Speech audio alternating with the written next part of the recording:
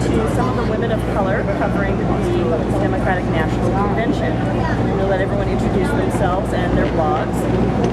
I am Niles, and I publish Culture Kitchen. I'm Shireen. I publish Women Wired In and Women in Politics, and I blog on Hi, I'm Cheryl Contee. I also blog as Jill Tubman at Jack and Jill Politics. And if each of you could just quickly share some of your impressions overall of the convention so far.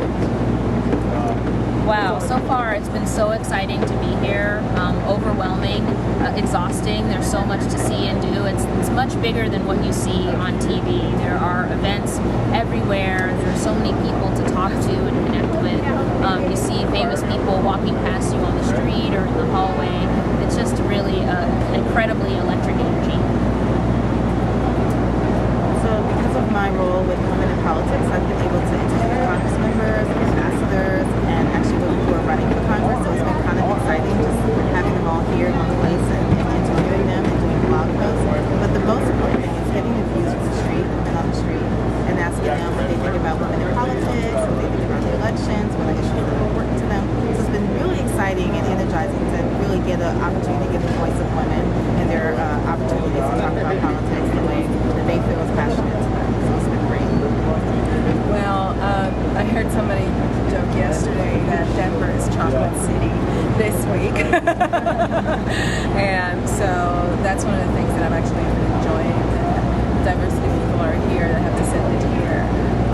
And, you know, old ages. And what I'm also excited is that, you know, as one of the first waivers of bloggers, I've been doing this since 2001, it's amazing to see the hundreds of bloggers running here. I didn't get credential for in 2004, but I did cover conventions from the outside. And I met actually Marcos from Illyco's at the Tank in New York City. And it was this one room where there were about 40 bloggers coming in and out. It was about, I don't know, 250, probably 400 bloggers coming in and out of the tent, and the space is at least 4 times the size of the Tank in 2004. So it's really exciting to see so many of our indie people out here covering the conventions and being part of the whole media frenzy. So it's very exciting. So the theme of the convention today is keeping America safe, and certainly foreign policy issues and the war in Iraq and Afghanistan impact people of color disproportionately. Have you seen anybody talking to the issues of people of color here at the convention with regards to foreign policy and the wars? I would say there's been a lot of talk about the issues here, and you know, I agree with Shireen. We have also tried to get not just, you know, the luminaries, the famous folk on camera, but also everyone from the busboy when we had breakfast with Van Jones from Green for All. You know, we really wanted to get his perspective because we could tell he was listening in. So on energy, the environment, Iraq, education, healthcare, there's so many issues that are interesting to men and to women. I actually got some great video from a delegate from New York who's an African-American woman. You know, because what you don't see on TV are the delegates themselves and what brought them here. And so she just spoke so passionately about how excited she was to have worked so hard to, you know, get Obama elected to, you know, through the Democratic primary process. You know, just what she wants to see in a new administration. I think that's really important to hear, not only from those on high, but those who are actually going to, you know, pull that lever. Nobody can confess. I would say I've heard quite a bit about various issues, and the war has come up, you know, in terms of people are, you know, wanting the war to end, wanting us to focus on America, wanting us to change our economy. And those are important issues because people are being hurt economically, they're losing their homes.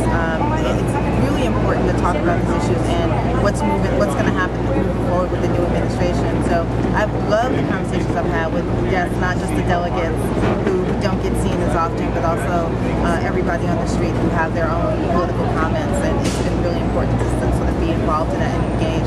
But the one thing that we're not talking about is that although Denver is new in being a great big chocolate city with all of us here, but we also are missing some. Like I've seen a lot of the homeless. There's a rescue mission here, so there's still poverty and economic issues that are sitting right here that we can actually see, and many of us are passing by every day. Some of these people are sitting on the same benches and stuff. So it's really important that we talk about that and sort of bring it home in terms of what's happening even in Denver and what the impact is. Absolutely, I do agree. One of the things that we were talking about when we were driving into Denver was the amount of homeless people that we saw on the street, and there is an increase again, and we're seeing this happening in New York City. I do have to say that there have been numerous panels going on around in the city, and I haven't really caught them. Given that logistics here are a little bit crazy, but one of the things that I'm really worried about that I have not heard talk about is the impact that the Patriot Act is having on our communities of colors, especially how the Patriot Act is being used to create an enforcement policy in terms of immigration, and how that is even ensnaring American citizens in the system because they just happen to be black or they happen to be Asian. And in New York City, we have the case of a Korean undocumented worker who lived in Queens, owned a house in Queens, was married, had 2 children. So his wife was a U.S. citizen. Their children were American born. He was thrown in jail and he died because of the neglect of the Immigration and Customs Enforcement Agency. And so those are the things that I don't hear talking about because, part of it is just that the mood is festive. And so people are celebrating the fact that we're here. But those are the things that really are on my mind at the moment and that I'm keeping my ears open for and my eyes open for. And hopefully, after the party is over, we'll actually start listening or hearing more about that. And we have another wonderful woman of color blogger. Oh, she has to be here. Spaulding from Pam's House, Glenn. And I'm going to step out so we can make sure we get you all in. And so, Pam, if you can introduce yourself and maybe talk a little bit about the issues you're hearing about or not hearing about in the convention. Hear about that affect people of color and perhaps the LGBT community.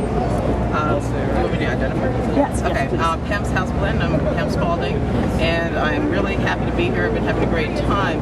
I've been going to a lot of the caucuses for LGBT, including a great event that was co-sponsored by the Human Rights Campaign and the National Black Justice Coalition.